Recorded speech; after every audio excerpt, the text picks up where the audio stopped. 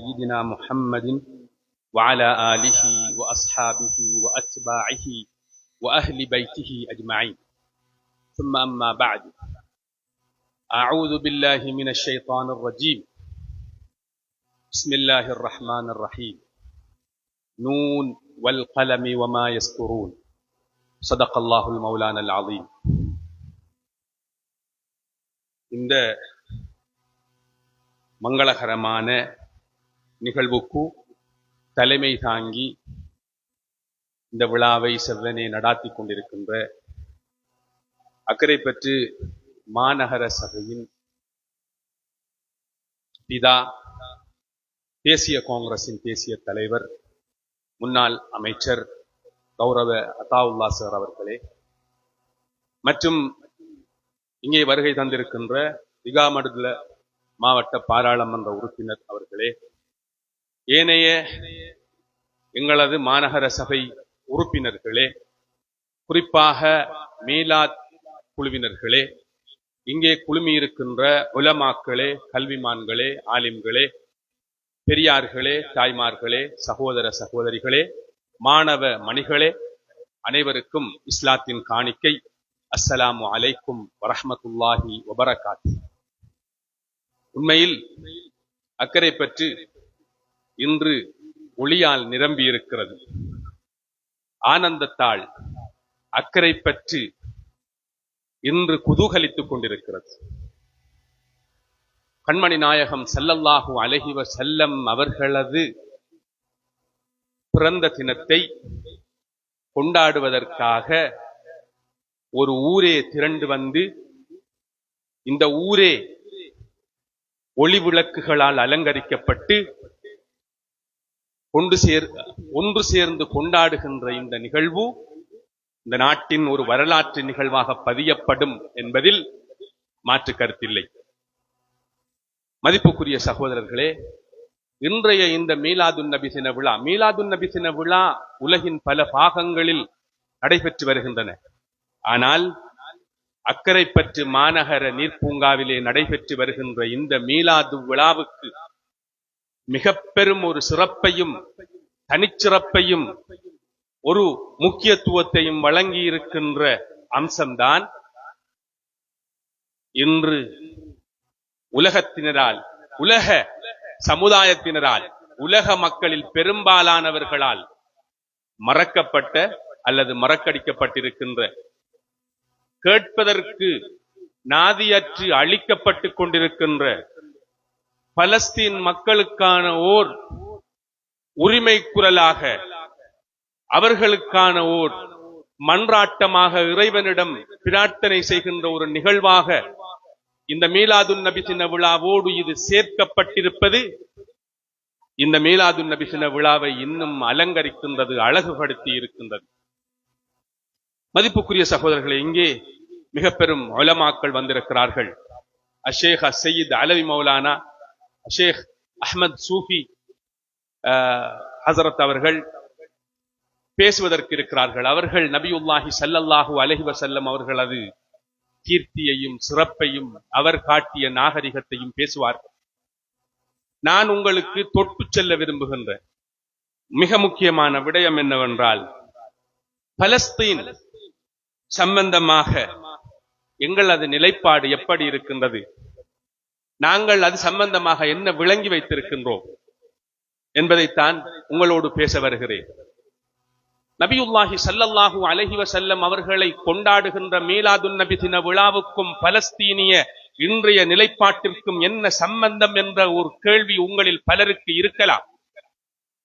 பல்வேறு வகையான விமர்சனங்களை நாம் அல்லது கேள்விகளை, மயக்கமான நிலையை பலரிடம் காணக்கூடியதாக இருக்கிறது. அதற்கான ஒரு தெளிவை கொடுக்க வேண்டும். இன்று பலஸ்தீனிலே காவு கொள்ளப்பட்டு அழிக்கப்பட்டு கொண்டிருக்கின்ற எங்களது உடன்பிறவா சகோதரர்களது இந்த பயங்கரமான படுகொலைகளுக்கு பின்னணியில் இருப்பது ஒரு மிக பெரும் அரசியல் என்பதனை நாம் புரிந்து கொள்ள வேண்டும். மிகவும் விசாலமான ஒரு அரசியல் அது. அது பற்றி பேசுவதற்கான அவகாசமும் சந்தர்ப்பமும் இங்கே இல்லை. சுருக்கமாக சொல்லுகிறேன், யூத வெறியாட்டம் எங்கிருந்து எப்பொழுது ஆரம்பித்தது, ஒன்றை நான் மிக கவனமாக, ஏனென்றால் இங்கே மீடியாக்கள் இருக்கிறார்கள், மிக கவனமாக ஒன்றை சொல்லுகிறேன். யூதர்கள் என்று நான் இங்கே சொல்லுகின்ற பொழுது, கிறிஸ்தவர்கள் என்று சொல்லுகின்ற பொழுது ஒட்டுமொத்த யூத சமுதாயத்தையும் நான் எண்ணவில்லை. யூதர்களில் மிக மோசமான விஷஜந்துக்களாக யூதர்களாலேயே பார்க்கப்படுகின்ற ஜயனிஸ்டுகளைத்தான் நான் இங்கே நாடுகிறேன். அதனை இந்த மீடியாக்களுக்கு முன்பு நான் தெளிவாக சொல்லிக் கொள்கிறேன். எங்களது பலஸ்தீனிலே அல்லல் படுகின்ற காசா மக்களுக்கு ஆதரவாக யூதர்களே ஆர்ப்பாட்டத்தில் ஈடுபட்டுக் கொண்டிருக்கிறார்கள். அந்த நல்ல உள்ளங்களை நாங்கள் புண்படுத்த முடியாது. ஆம், இந்த மீலாது விழாவோடு அது எப்படி சம்பந்தப்படுகின்றது என்கின்ற அந்த தத்துவத்தை நான் சொல்ல வேண்டும்.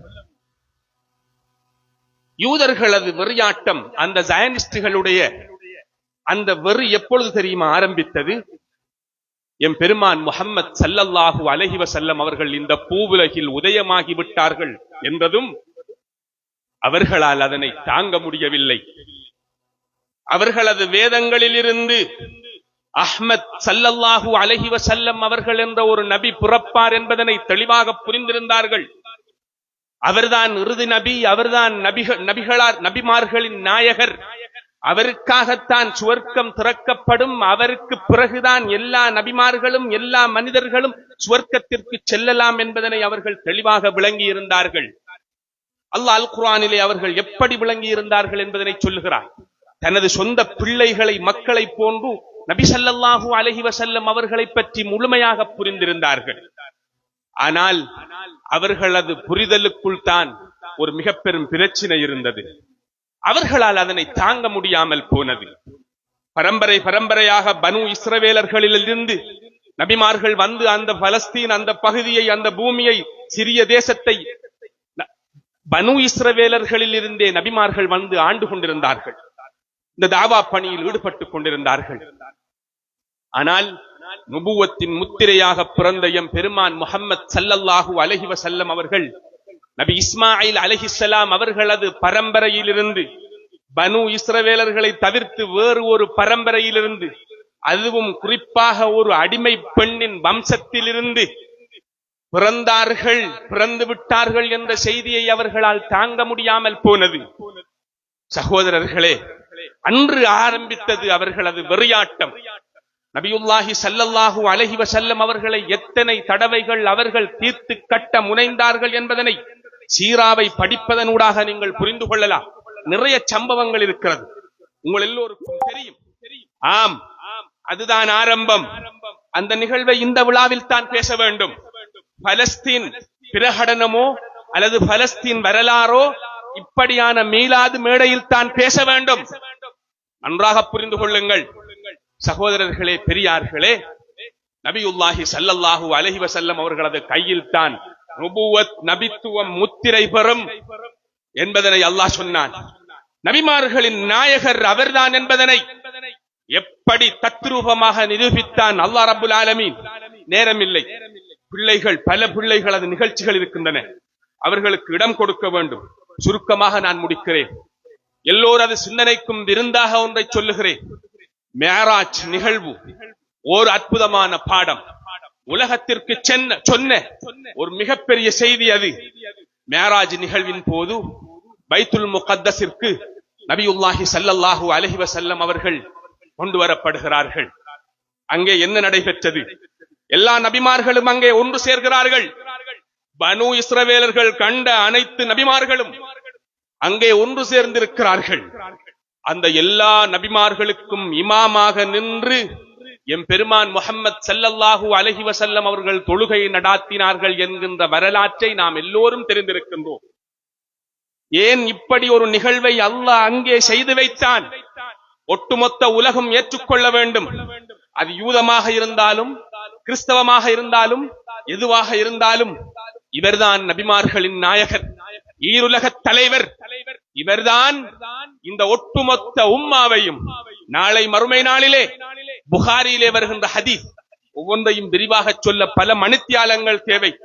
எல்லா சமூகமும் நபிமார்கள் உட்பட எல்லோரும் அல்லாவிடம் மன்றாடி கொண்டிருக்கின்ற வேளை, அல்லாவின் சன்னிதானத்தில் சஜதாவில் விழுந்து இந்த உம்மத்திற்காக ஷஃபாஅத்து கேட்டு ஷஃபாஅத்து செய்து ஷஃபாஅத்தை பெறுகின்ற எந்த அளவென்றால் ஒரு கடுகை விடவும் குறைவான அளவு எவரது உள்ளத்தில் ஈமான் இருக்கிறதோ அவரையும் நான் மன்னித்து விட்டேன் என்று அல்லாஹ் சொல்லும் வரை சஜதாவில் விழுந்து எல்லோருக்கும் ஷஃபாஅத்தை பெற்றுக் கொடுக்கின்ற வல்லமையும் சக்தியும் பெற்ற எம் பெருமான் முஹம்மது ஸல்லல்லாஹு அலைஹி வஸல்லம் அவர்களுக்கு நாங்கள் விழா கொண்டாடி கொண்டிருக்கின்றோம்.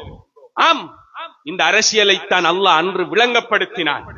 எல்லோரும் அவரை ஏற்றுக்கொள்ளுங்கள், தழுவிக்கொள்ளுங்கள் என்று.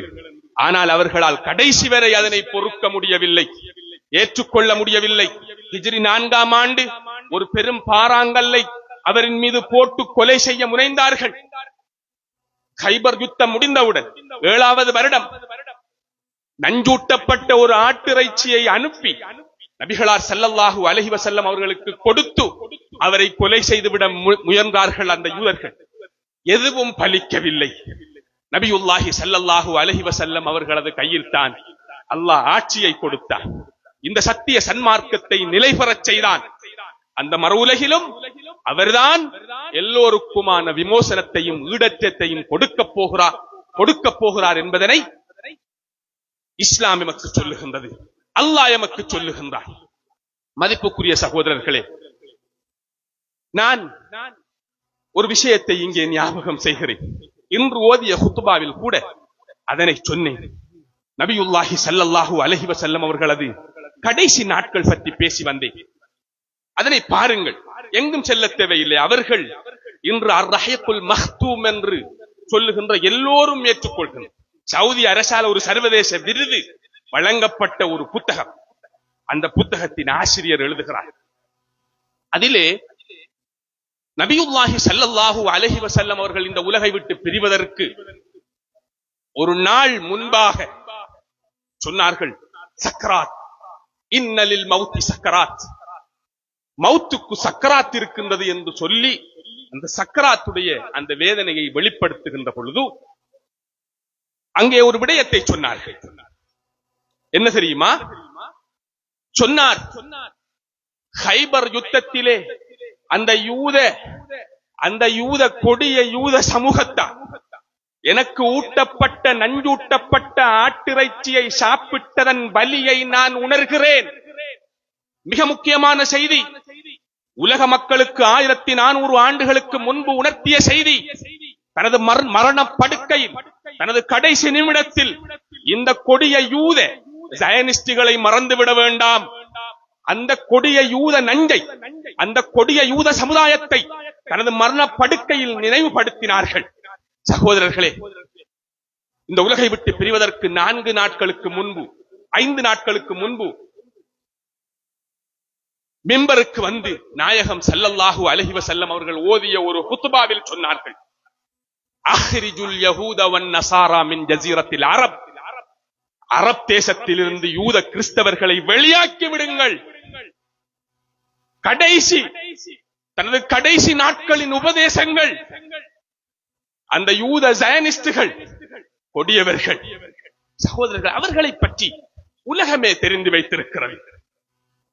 உங்களுக்கு எல்லோருக்கும் தெரியும், யூத சியோனிசத்தின் இரகசிய அறிக்கை என்ற ஒரு புத்தகம் இருக்கிறது.